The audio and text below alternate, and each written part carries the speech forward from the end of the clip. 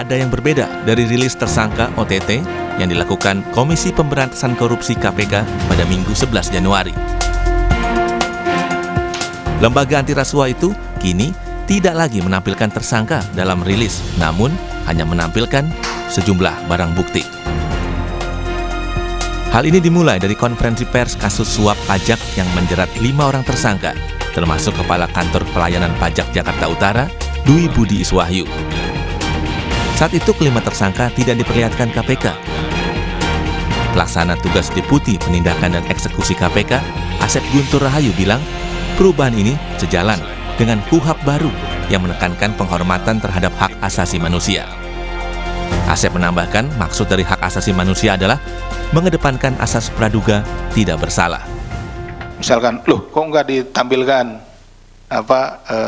para tersangkanya? Nah itu salah satunya kita juga sudah mengadopsi KUHP yang baru gitu ya, bahwa KUHP yang baru itu lebih fokus kepada hak asasi manusia itu. Jadi bagaimana perlindungan terhadap hak asasi manusia, ada asas praduga tak bersalah kan, itu seperti itu yang dilindungi dari para pihak.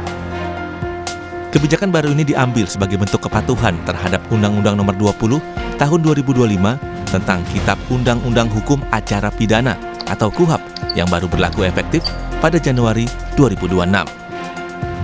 Aturan terkait penetapan tersangka terdapat dalam pasal 90 KUHP. Pasal 90 ayat 1 KUHP baru menyatakan penetapan tersangka dilakukan penyidik terhadap seseorang yang diduga melakukan tindak pidana berdasarkan minimal 2 alat bukti. Lebih lanjut, KPK merujuk pada pasal 91 KUHP yang mengatur asas praduga bersalah bagi tersangka. Pasal 91 KUHP baru menyatakan dalam melakukan penetapan tersangka, penyidik dilarang melakukan perbuatan yang menimbulkan praduga bersalah. Perubahan kebijakan ini menandai pergeseran dalam praktik KPK yang sebelumnya kerap menampilkan tersangka kepada publik sebagai bagian dari pengumuman penetapan tersangka. Sebelumnya KPK sering menampilkan tersangka dugaan kasus korupsi, diantaranya saat menampilkan tersangka dugaan kasus suap Bupati Bekasi pada 20 Desember 2025 lalu. Tim Liputan Kompas TV.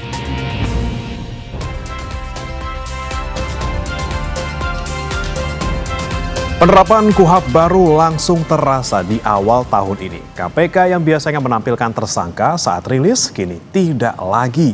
Alasannya tercantum dalam pasal-pasal di KUHP. Penegak hukum lainnya pun berpotensi menafsirkan hal yang sama, yakni tidak menampilkan tersangka ke publik saat rilis penetapan tersangka. Benarkah aturan KUHP yang baru ini memberikan perlindungan hak asasi manusia? Bagaimana transparansinya dan apa untung ruginya bagi penegakan hukum? Kita akan bahas bersama dengan sejumlah narasumber yang sudah hadir melalui sambungan daring. Ada penasihat ahli Kapolri, Irjen Purnawirawan Arianto Sutadi, kemudian pakar hukum pidana Universitas Jenderal Sudirman, Profesor Hipnu Nugroho, dan juga peneliti Pukat Universitas Gadjah Mada, Zainur Rohman. Selamat pagi, Prof. Hipnu, Pak Arianto, Mas Zainur. Selamat pagi. Baik, saya mau ke Prof. Hipnu dulu nih dari sisi hukum pidana ya. Kita lihat sama-sama kemarin hari Minggu terkejut sama-sama, kemudian dijelaskan oleh KPK juga alasannya soal hak asasi manusia dan juga asas praduga tak bersalah, kemudian tidak ditampilkan tersangkanya saat rilis. Tapi kalau kita lihat di pasal di KUHP, mungkin khususnya di pasal 91, di mana bunyinya dalam melakukan penetapan tersangka, penyidik dilarang melakukan perbuatan yang menimbulkan praduga bersalah. Nah, apakah dengan menampilkan wajah ataupun sosok dari para tersangka ini juga masuk dalam apa ya istilahnya kategori praduga bersalah gitu, Prof?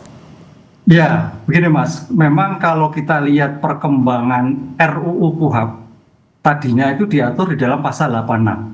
Di sana memang sudah dijelaskan bahwa penyidik dilarang melakukan tindakan-tindakan yang mengarah praduga bersalah, seperti press release, menampakkan, memperlihatkan. Itu yang lama pasal 8. Kecuali dalam hal tindak pidana keamanan negara. Kemudian dalam perkembangan baru seperti yang disahkan kemarin, ada perubahan. Diatur di dalam pasal 90, 91 betul, bahwa penyidik dilarang memperlihatkan seseorang sebagai bentuk asas praduga tak bersalah.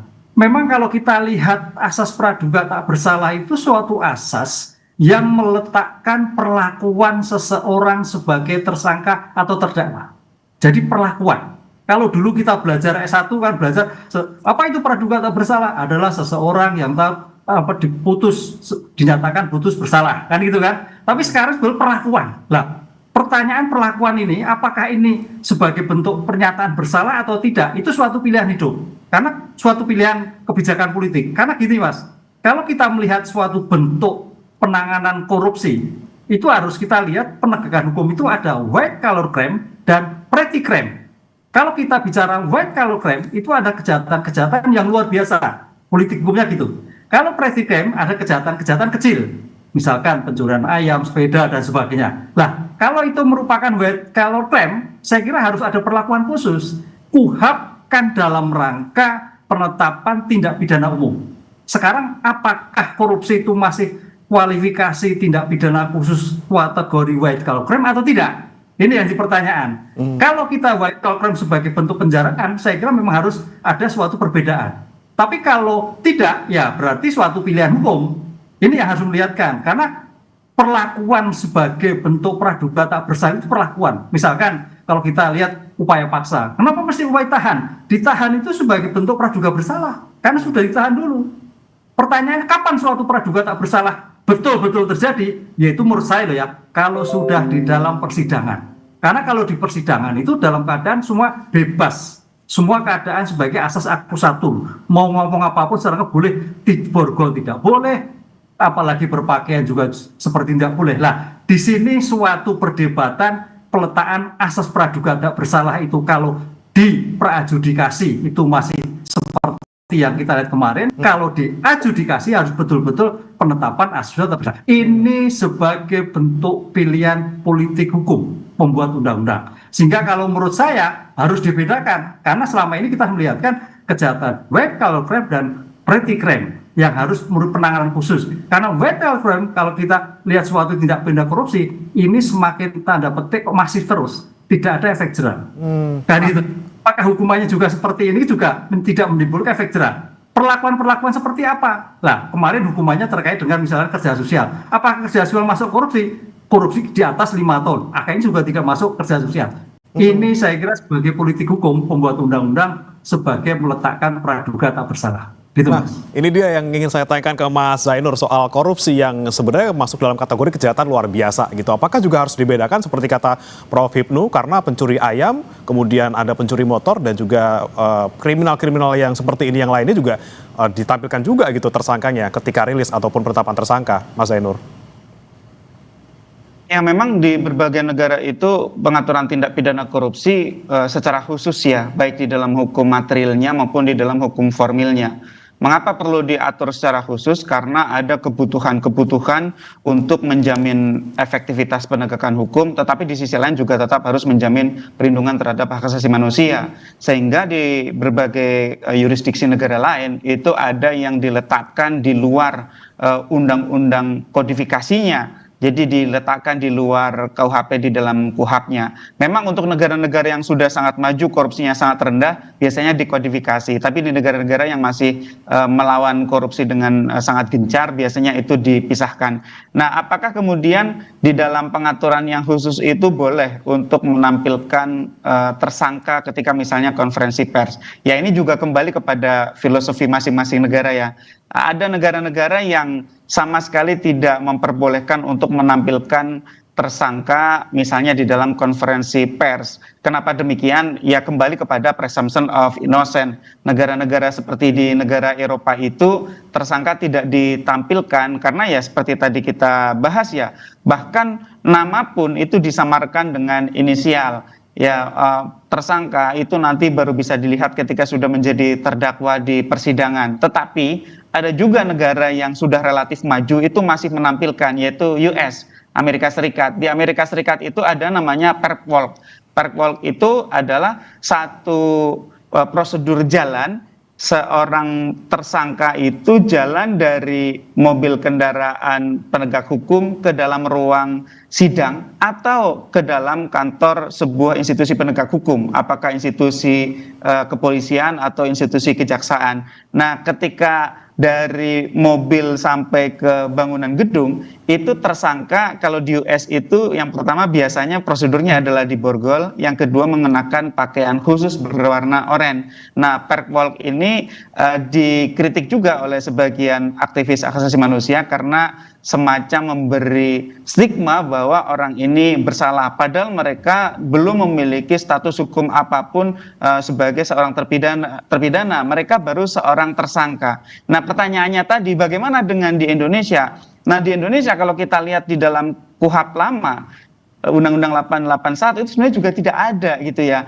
bahwa seseorang tersangka itu harus ditampilkan wajahnya, harus dipajang di depan konferensi pers. Demikian juga di dalam KUHP yang baru, itu juga tidak ada pengaturan yang demikian. Jadi dua-duanya KUHP yang lama maupun KUHP yang baru itu sama-sama tidak mengatur mengenai apakah seorang tersangka itu harus dipajang di dalam konferensi pers. Jadi ini adalah satu praktik di institusi penegak hukum. Nah, pertanyaannya lagi adalah mana yang lebih menguntungkan? Ya, ini kebutuhan untuk yang pertama menjamin perlindungan hak asasi manusia, dan yang kedua mungkin show of force, maupun kalau kita lihat dari sisi yang positif adalah transparansi dari penegakan hukum. Nah, kalau kita kembali kepada undang-undang, maka dengan undang-undang yang baru KUHP 20/2025, maka di sana sudah semakin jelas bahwa ya penyidik dilarang melakukan perbuatan yang menimbulkan praduga bersalah.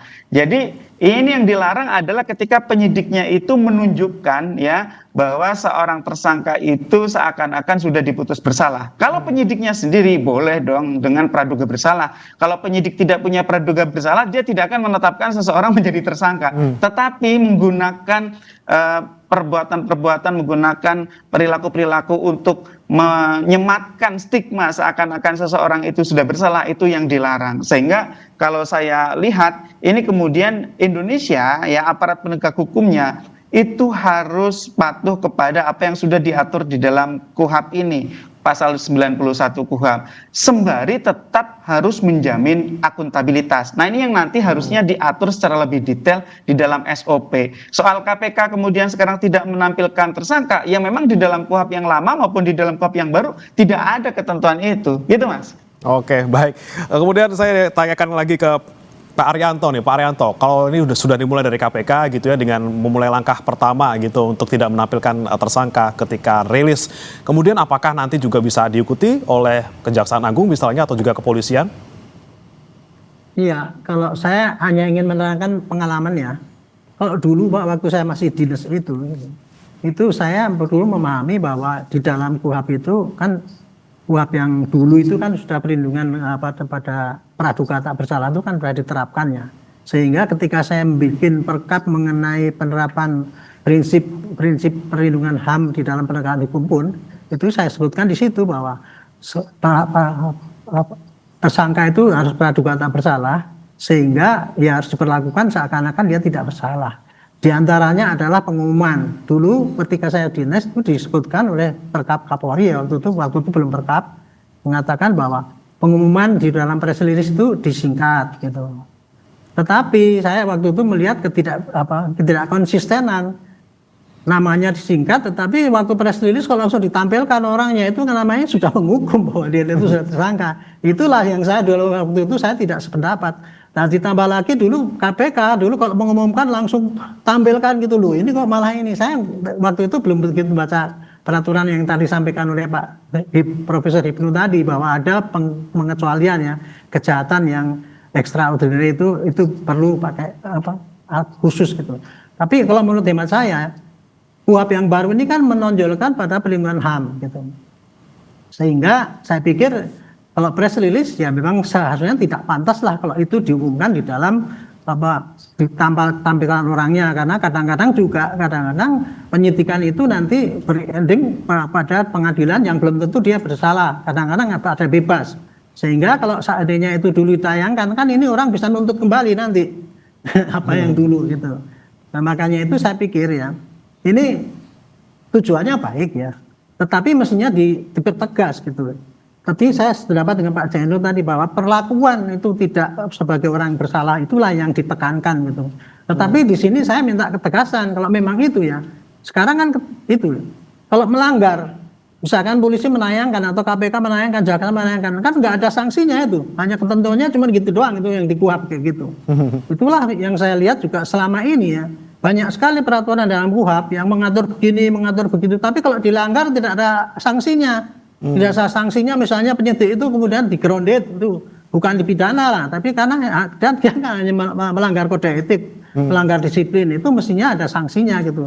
Barangkali kalau ada gitu lebih jelas. Jadi intinya kalau menurut saya ya harus ada yang jelas itu perlakuan itu. Nah, menurut ini ya untuk penayangan ini menurut saya kalau dalam DPO itu ya Pak, polisi harus menunjukkan dong DPO-nya siapa ini orangnya ini kan itu.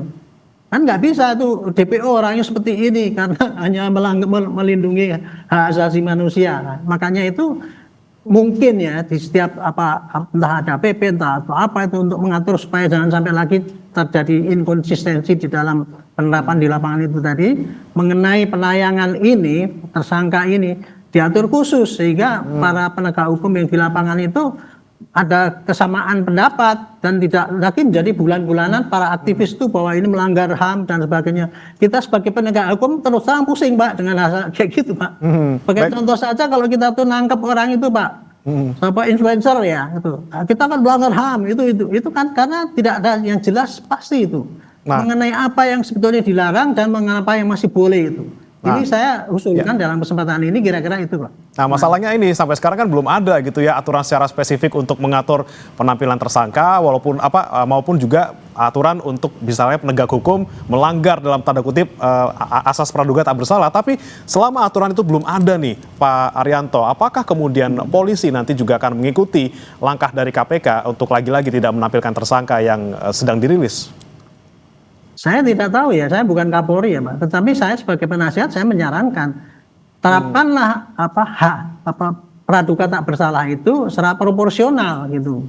Sepanjang kita itu tidak menunjukkan bahwa dia itu tersangka gitu.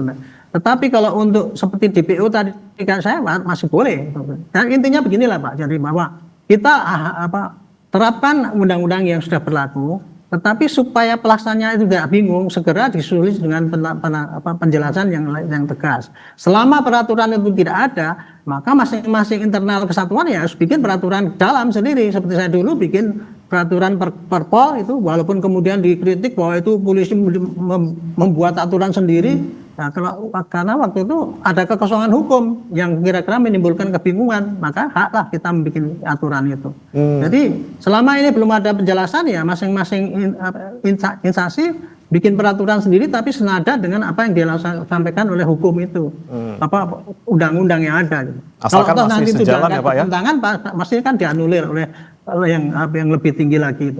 Kira-kira gitu pendapat. Oke baik, tergantung masing-masing lembaga kalau seperti itu. Nah saya kembali ke Prof. Hipnu. Prof. Hipnu, lagi-lagi ini kita belum ada aturan yang detail terkait bagaimana kita memperlakukan seorang tersangka dan juga belum ada sanksi kalau misalnya ternyata penegak hukum ini melanggar ketentuan asas praduga tak bersalah. Nah kalau kita bicara soal KPK, ini KPK juga bilang bahwa walaupun tidak ditampilkan tersangkanya tapi identitasnya dibuka walaupun dengan inisial, jabatannya dibuka, perannya seperti apa, konstruksinya seperti apa. Di sisi lain juga orang-orang bisa langsung mencari sendiri di Google gitu ya, oh siapa sih namanya, oh ini. Nah apakah dengan kemudian tidak menampilkan tersangka secara khusus ini hanya sebuah gimmick? Ya, ini memang menarik ya. Dari menarik kalau kita lihat historisnya itu, kita itu Indonesia itu kan dalam tanda petik bekas jajahan Belanda itu kan dulu itu asas praduga bersalah kan gitu. Makanya kalau kita lihat HR dulu itu penangkapan tanpa batas diperlihatkan, kemudian pemeriksaan penyiksaan dan sebagainya itu kan dulu. Lah perkembangan zaman kemudian Undang-Undang 881 itu kita menganut asas praduga tak bersalah kan gitu loh. Yang kemudian KUHAP yang terbaru 2006 ini juga asas praduga tak bersalah yang betul-betul lebih mendalam, yang meletakkan pada orang betul-betul perlakuan. Jadi kalau kita lihat, jadi asas praduga tak bersalah melihatkan perlakuan, bagaimana memperlakukan orang. Kalau kita lihat dalam asas hukum itu asas akusatur, menetapkan sebagai subjek yang sama, kan itu Mas. Nah, oleh karena itu sebagai bentuk perlakuan dalam asas praduga tak bersalah di tingkat penyidikan, ya penyidikan itu tanda petik masih praduga bersalah kan itu. Makanya dalam konteks melakukan upaya paksa penangkapan, penahanan, penyitaan itu sudah bagian bentuk asas praduga bersalah kan itu. Lah sekarang bagaimana menetapkan asas praduga tak bersalah yang agak lebih humanis tapi tidak mempertontonkan. Ini kan suatu mixed tipe. Kan itu kalau kita lihat batas mana penetapan praduga tak bersalah dan mana tidak praduga tak bersalah. Tadi saya katakan di pengadilan betul-betul merupakan asas praduga tak bersalah. Baik pakaiannya, bicara, semuanya bebas kan itu. Lah di tingkat penyidikan nggak seperti itu. Lah oleh karena itu dalam seperti saya sepakat tadi Pak Jainur, Pak tadi, ini sebagai masih asas praduga tak bersalah harus ada suatu bentuk tersendiri yang melibatkan, karena ini dilihat masyarakat. Masyarakat juga melihat bagaimana kinerja penegak hukum, siapa sih orang dan sebagainya, bagaimana akuntabilitasnya, bagaimana sosoknya, apalagi untuk melihat suatu efek jerah. Konsep mix tipe antara praduga tak bersalah dan bersalah dalam mempertontonkan ini saya kira sebagai bentuk ada suatu kajian tersendiri, perlakuan sendiri, sehingga masyarakat juga melihat, oh seperti ini toh orang, karena apa ya, tindakan-tindakan itu punya dimensi pencegahan. Ingat loh, penindakan berdimensi pencegahan. Kalau kita hanya bicara pencegahan, tidak mungkin bisa seperti sekarang. Tapi kalau penindakan juga tidak mungkin. Oleh karena itu dimensi penindakan yang terkait dengan misalnya mempertontonkan berdampak pada pencegahan. Nah, ini yang saya kira harus berpikir holistik. Tidak hanya memperlihatkan, tidak memperlihatkan, tapi juga berdimensi pada akuntabilitas politik masyarakat untuk tidak melakukan seperti yang ditayangkan, yang diinformasikan dalam penegak hukum seperti itu. Ini dia yang saya mau tanyakan ke Mas Zainur. Ini dilema nih antara pemenuhan hak asasi manusia, transparansi, dan juga lagi-lagi efek jerah dan juga untuk pengingat kepada masyarakat untuk jangan melakukan hal serupa. Ketika tidak ditampilkan tersangkanya, kemudian bagaimana masyarakat bisa melihat contoh buruknya agar tidak meniru, dan juga nanti efek jerah untuk para pelaku korupsi terutama ini juga semakin sedikit gitu ya rasa malu ataupun rasa enggan untuk berbuat pidana. Ya, khusus untuk efek jerah itu sebenarnya diletakkannya kepada bentuk pemidanaannya. Jadi efek jerah itu baru boleh diterapkan ketika seseorang itu sudah diputus bersalah karena melakukan satu tindak pidana. Nah, jadi menurut saya perdebatan soal menjaga privacy, menjaga hak asasi manusia ini ada di perdebatan soal perlindungan hak asasi manusia dengan efektivitas penegakan hukum. Terkait dengan apa? Terkait dengan transparansi. Karena di Undang-Undang KPK, Undang-Undang 19 2019, itu di sana dikatakan bahwa KPK itu di dalam menjalankan tugas dan kewenangannya itu harus transparan. Nah, kalau tidak transparan, bagaimana publik bisa ikut mengawasi? Jadi kan ini publik ingin tahu nih, siapa sih tersangkanya? Oke lah, harus dijaga hak asasi manusianya, karena dia baru tersangka, tapi publik juga harus memastikan bahwa tersangka itu bukan merupakan orang yang lain gitu ya, tidak diganti, tidak ditukar kepala gitu ya. Itu menurut saya juga merupakan satu bentuk pengawasan publik. Itu yang harus diseimbangkan antara kebutuhan transparansi dengan kebutuhan untuk menjamin perlindungan terhadap hak asasi manusia.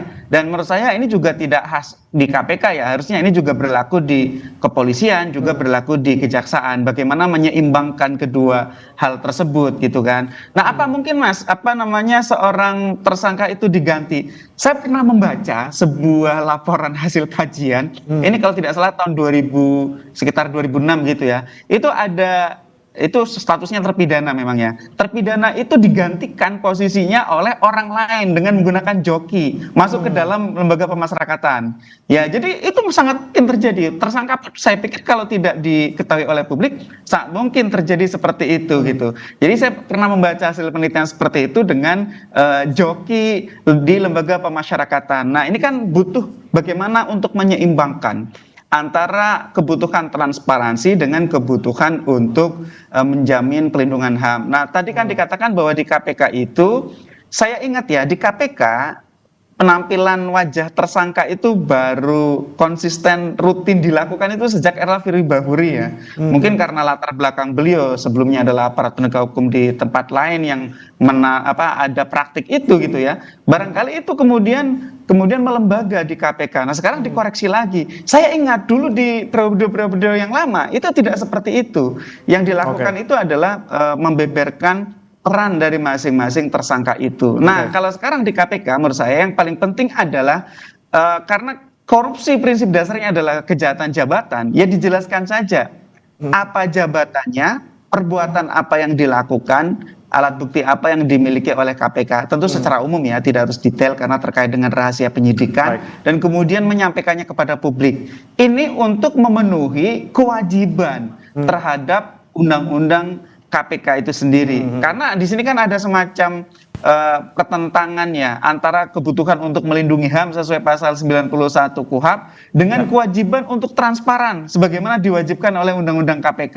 Nah, di mana titik tengahnya? Menurut saya titik tengahnya adalah tidak perlu menampilkan wajah, tetapi perlu untuk menjelaskan sangkaannya secara jelas kepada publik. Nah, sangkaannya itu seperti apa? Nah, ini kadang-kadang KPK di dalam konferensi pers juga tidak cukup jelas. Terhadap seorang tersangka, KPK itu menyangka apa perbuatan yang dilakukan oleh tersangka sehingga itu dikatakan memenuhi rumusan unsur delik. Yang kedua gitu ya, apa di dalam kejahatan itu yang dilakukan ketika kejahatan itu dilakukan secara bersama-sama. Yang ketiga kemudian alat bukti apa yang dimiliki oleh KPK dan kemudian KPK akan melakukan langkah seperti apa. Lagi-lagi mencari keseimbangan transparansi antara transparansi dan juga pembunuhan HAM. Ini juga saya ingin tanyakan ke Pak Arianto sebelum kita jeda. Pak Arianto, ada kemungkinan tadi diceritakan oleh Mas Zainur bahwa ini mungkin kejadiannya 1:1000 atau 1 juta gitu ya.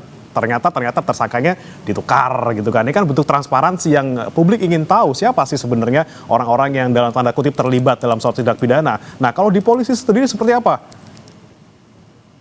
Ya Pak, jadi saya sendiri ini menarik sekali nih, karena selama ini saya menyarankan pada polisi ya, publik itu biasanya pengen tahu apa yang terjadi gitu loh. Jadi polisi biasanya kemudian wah itu rahasia kami, karena kalau kami beberan sekarang nanti akan menyulitkan penyidikan. Dan yang dua, kami ini mempunyai pendapat bahwa itu nanti akan dibeberkan di pro justisia, di pengadilan. Ini selama ini yang terjadi, yang di benak polisi seluruh Indonesia kayak gitu Pak. Cuman kalau saya sering di TV itu kan ditanya sama ini publik, ini apa kerja polisi ini kan gitu. Dia pengen segera tahu. Maka saya menyarankan pada polisi, beberkanlah apa yang ada ya, termasuk barang bukti yang ada itu di press release straight supaya publik tahu bahwa polisi sudah kerja begini gitu. Tapi itu ditentang oleh para polisi sekarang ini ya. Nah, makanya ini menurut saya ini pengalaman ini bagus ini untuk kita seperti tadi ya, masalah transparansi dengan masalah penegakan hukum itu memang harus ada keseimbangan. Nah, ini perlu dipahami bersama oleh semua masyarakat maupun semua aparat. Makanya mengenai perbedaan penafsiran seperti ini harus tadi dituangkan di dalam peraturan yang lebih detail sehingga tiap aparat tidak membuat aturan sendiri-sendiri mengenai apa yang boleh sama yang tidak boleh. Mengenai tersangka tadi, kalau saya pribadi sih tersangka boleh saja ditayangkan gitu, tapi tidak mukanya gitu, cuman belakangnya gitu, untuk menunjukkan pada publik bahwa ini tersangkanya sudah ketangkep. Tetapi kita tidak mempermalukan mereka seakan-akan sebagai tersangka kan. Orang itu kan identifikasinya kan di muka Pak. Kalau di mukanya nggak kelihatan aja kan udah tidak menimbulkan ini gitu. Itu saya kira solusi yang praktis kayak gitu Pak. Tapi ini harus diluruskan oleh bangsa ini Pak, mengenai perlindungan hak asasi manusia ini terkait dengan tersangka ini gitu. Dan lagi transparansi gitu. Aturan detailnya harus kita nantikan bagaimana agar di lapangan praktiknya tidak membingungkan dan juga membuat masyarakat bertanya-tanya gitu. Nah, tapi selain itu yang ada di KUHP baru ini juga ada yang kontroversi sebenarnya. Di sisi lain kita lihat di pasal 91 ini dalam tanda kutip tersangka dilindungi, tapi ada di pasal lain, di pasal 22 KUHP ini, di mana penyidik bisa memanggil seseorang yang bukan saksi, bukan tersangka, untuk bisa datang dan juga dipanggil, diperiksa dalam suatu kasus pidana. Kita akan bahas nanti Bapak-Bapak usai jeda berikut, tetap bersama kami, Saudara, di Sapa Indonesia Pagi.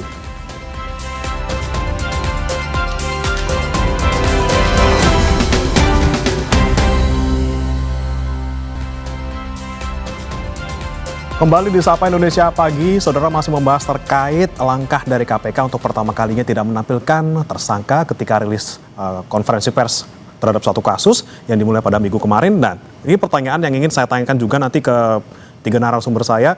Yang pertama saya mau ke Pak Prof. Hipnu dulu nih terkait dengan adanya, tadi kan kita bicara soal pasal 91 di KUHP gitu ya, soal melindungi ataupun jangan sampai ada asas praduga bersalah di sana untuk tersangka misalnya. Tapi ada juga di sisi lain di pasal 22 KUHP di mana disebutkan penyidik dapat memanggil seseorang untuk memperoleh keterangan tanpa sebelumnya ada status saksi maupun tersangka. Ini seperti ada kontradiksi di sini. Di sisi lain kita lihat di pasal 91 seakan-akan dalam tanda kutip melindungi tersangka, tetapi di sisi lain di pasal 22 ada pasal yang seakan-akan ini membuat seseorang yang belum terlibat sama sekali seakan-akan terlibat seperti itu. Ini juga lagi diuji materi di MK nih oleh ada 2 orang yang mengajukan uji materi di sana. Seperti apa Anda melihatnya, Prof. Hipnu? Ya, ini yang menjadikan titik-titik krusial yang menjadikan kajian-kajian teman-teman kaitannya dengan kewenangan-kewenangan penyidik melakukan penyidikan, termasuk penyelidikan. Karena ini tampaknya teman-teman polisi ada suatu luas sekali yang statusnya belum jelas dilakukan suatu pemeriksaan. Ini yang agak suatu beratan, karena dalam suatu penjelasan apa itu penyidikan adalah tindakan untuk mengumpulkan barang bukti guna menentukan tersangka, kan gitu kan. Lah itu masih tetap teorinya. Lah dalam seperti ini tampaknya memang kalau itu melebar kemana-mana akhirnya tidak profesional. Tidak profesional, yang menjadikan menurut saya adalah ada suatu abuse power. Wah, ini dipanggil. Padahal namanya dipanggil seorang penegak hukum itu sudah ada beban tersendiri. Ada apa? Mengapa?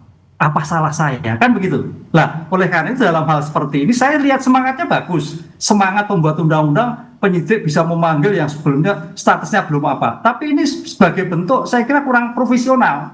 Kan itu. Karena namanya suatu perkara, kalau kita lihat dalam teori kriminalistik, teori triangle antara perbuatan, TKP dan alat bukti itu harus sudah jelas pihak-pihak yang diperiksa itu, kan itulah. Lah kalau itu sudah melebar, saya kira kurang pas menurut saya. Ini yang sangat dikritisi oleh teman-teman kok jadi melebar kemana-mana, kan itu, sehingga menjadikan suatu chaos penanganan suatu perkara. Padahal penanganan perkara itu harus betul-betul silent, bagus, tepat, tapi profesional. Lah ini yang saya kira menurut saya agak sedikit kurang pas kaitannya dengan siapapun bisa dipanggil. Betul sebagai kewajiban negara, betul kewajiban untuk keterangan, tapi harus statusnya jelas dulu baru ditentukan, kan itu loh. Karena kita melihat profesionalisme. Ingat loh, dalam suatu konsep-konsep pengungkapan perkara itu harus jelas apa peran, status dan sebagainya. Ini yang saya kira menjadikan suatu PR tersendiri dalam suatu pengungkapan perkara. Maksud saya mungkin bagus ya, tapi jangan seperti itulah mungkin dalam implementasinya. Sehingga kalau toh dalam undang-undang disampaikan punya kewenangan seperti itu,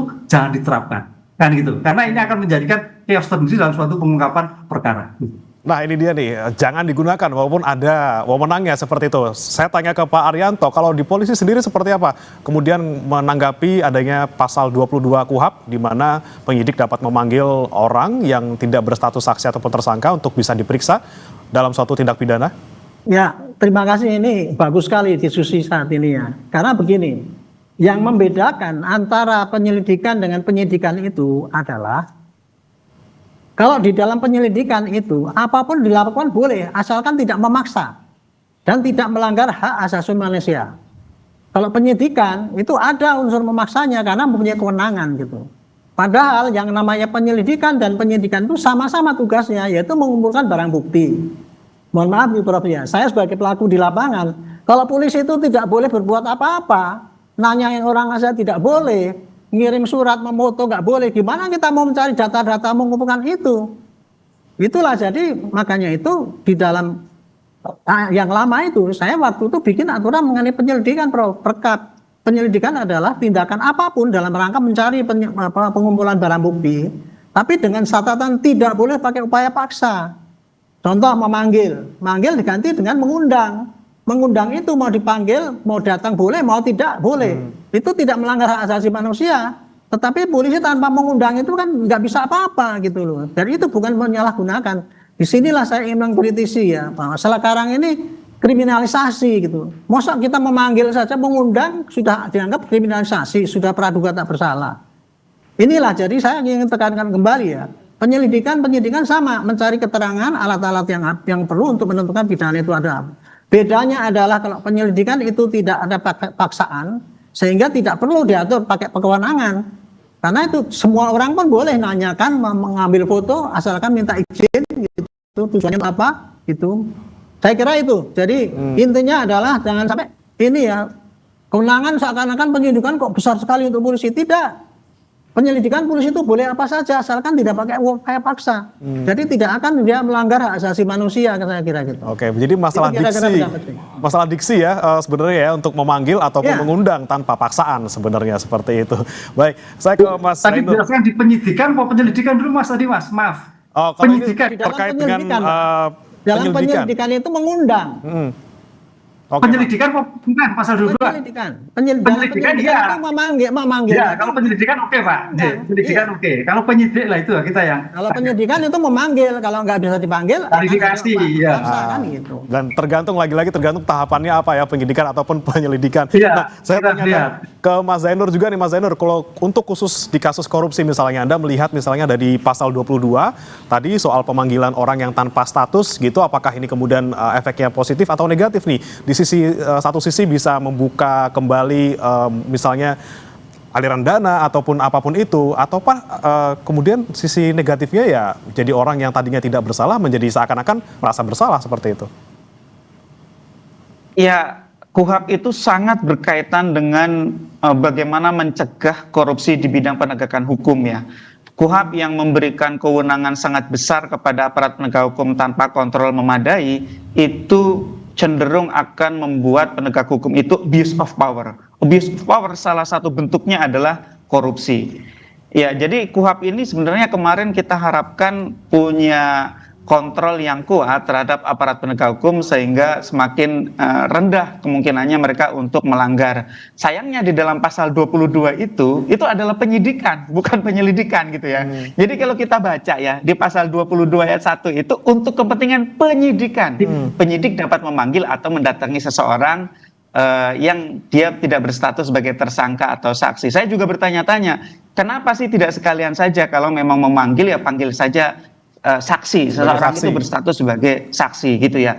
Kalau untuk penyelidikan ya saya biasa melihat di film-film di Eropa, di Amerika itu hal yang biasa ya. Penyelidikan itu kan si penyelidiknya tidak punya upaya paksa, betul keterangan dari Pak Rianto tadi. Tapi kalau penyidikan itu beda lagi. Nah, kalau statusnya itu bukan seorang saksi, bukan seorang tersangka, bagaimana perlindungan hukum kepada orang yang dipanggil atau didatangi itu? Kalau tidak disematkan status. Nah, ini kan kemudian pasal 22 ayat 1 ini membentuk ya, zona abu-abu gitu ya, yang kemudian perlindungan terhadap orang yang dipanggil itu tidak jelas, tetapi juga kewenangan dari aparat penegak hukum juga tidak jelas gitu ya. Karena kalau statusnya sebagai saksi, statusnya sebagai tersangka, masing-masing itu ada hak yang sudah diatur. Ada undang-undang pelindungan saksi dan korban, ada undang-undang di dalam KUHAP itu sendiri yang melindungi status tersangka, apa saja haknya gitu ya. Itu jelas gitu ya. Tapi kalau terpanggil, nah terpanggil itu status apa? Kan tidak jelas.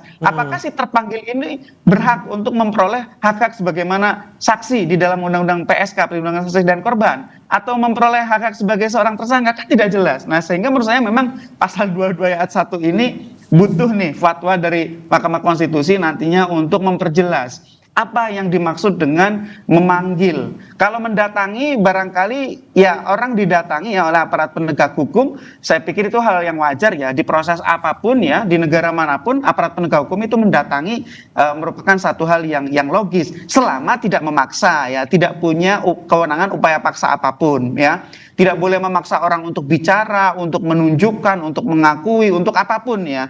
Nah, tapi kalau memanggil ada psikis ya, seseorang dipanggil oleh aparat penegak hukum itu psikisnya berbeda gitu ya. Kalau dia tidak datang, apakah dia boleh tidak datang? Kalau dia datang, apa hak yang ada pada dirinya? Sehingga menurut saya perumusan pasal 22 ayat 1 ini memang kemarin menurut saya prematur gitu ya, dan ini butuh tafsir dari Mahkamah Konstitusi. Sehingga sekali lagi meskipun di bidang pemberantasan korupsi itu perlu pengaturan-pengaturan khusus, perlu pengaturan-pengaturan yang menjamin efektivitas pemberantasan korupsi ya, menjamin agar aparat penegak hukum itu dapat memperoleh jalur untuk dapat mengungkap perkaranya. Karena kan korupsi itu kan dilakukan biasanya oleh orang yang sedang memegang jabatan, memegang kekuasaan. Tetap saja butuh kejelasannya, butuh legal certainty, butuh perumusan norma yang lex stricta, lex serta, lex scripta. Tiga-tiganya itu harus dijamin di dalam undang-undang. Nah, ini kritik kita terhadap pasal 22 ayat 1 ini diperjelas saja gitu ya. Diperjelas saja. Bukan berarti kemudian dilarang total ya, tapi diperjelas apa statusnya, apa hak-hak masing pihak, apa kewenangan dari penyidik. Karena ini di pasal 22 ayat 1 ini statusnya adalah penyidikan. Gitu, Mas. Oke, baik, ini banyak zona abu-abu ya, baik di pasal 22 maupun pasal 91 KUHAP. Ini saya mau tanyakan lagi ke Prof. Hipnu.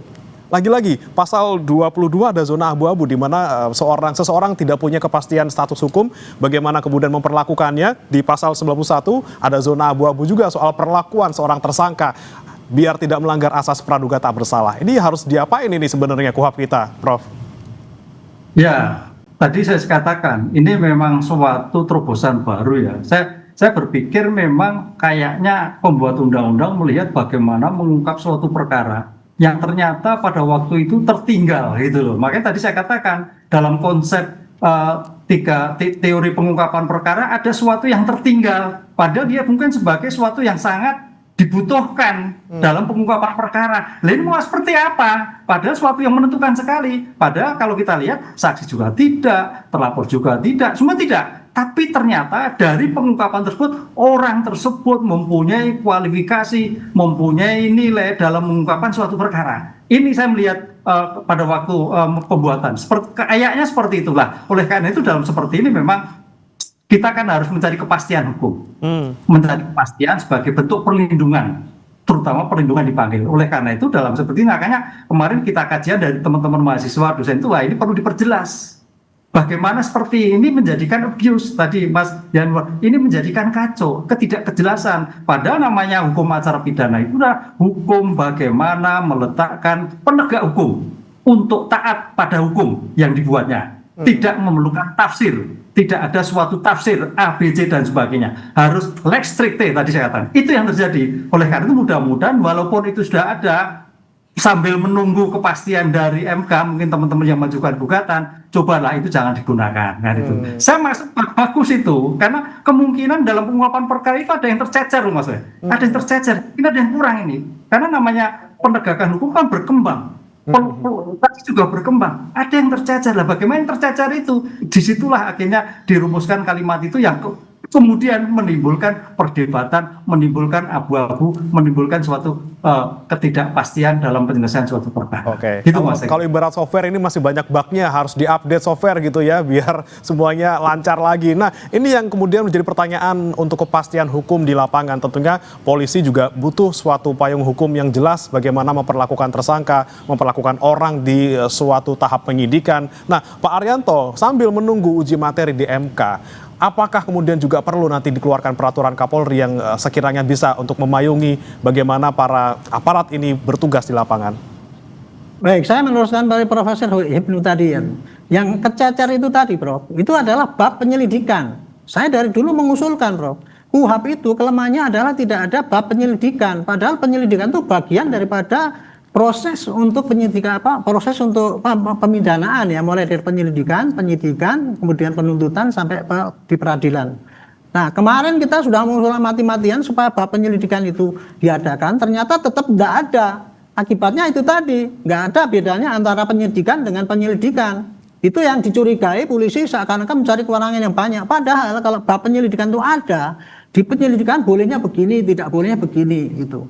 Jadi saya sarankan kalau tadi MK untuk menunda itu saya setuju saja. Tapi nanti supaya akan ditambah dengan bab penyelidikan itu baru clear. Tidak ada lagi tarik ulur di lapangan itu antara tuduhan pada polisi kriminalisasi lah, kewenangan terlalu besar lah.